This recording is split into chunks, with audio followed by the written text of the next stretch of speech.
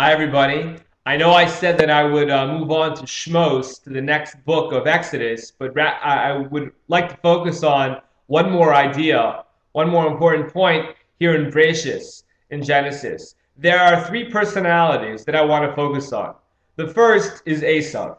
Esav being the one who had a thirst for blood, being the hunter, being the person who wanted to kill his own brother. His brother had to flee the country out of fear for his life. His brother, upon return to the land, had to fear for his entire family's lives, all of their lives, because of his brother Esau. Now, the rabbis tell us that Esau was able to achieve repentance.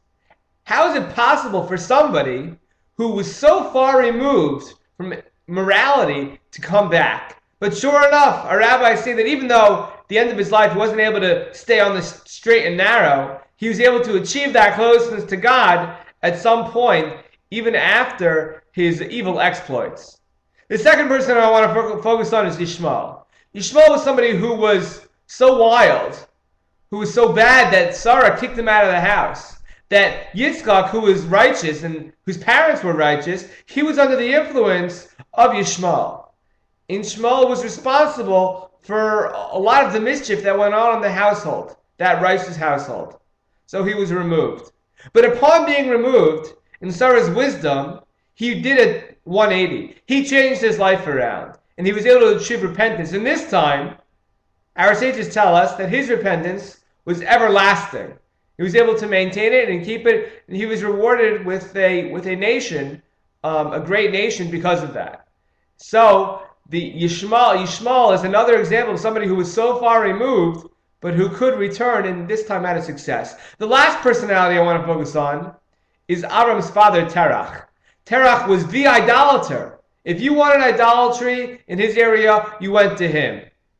And so, it is said that he was able to achieve a tshuva as well. He was able to achieve a complete and fulfilling repentance as well. Imagine that, the person who marketed idolatry in his times, he was able to achieve repentance.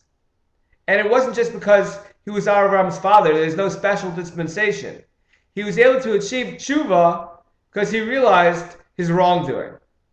And so that these three personalities, these people so far removed, so involved with things antithetical to Judaism, antithetical to what God is, to what Torah is, they are able to achieve a full repentance. That should give us confidence that however far removed we've been this past year, however far we are from God right now, we never did anything as evil, as bad as the personalities that I just mentioned.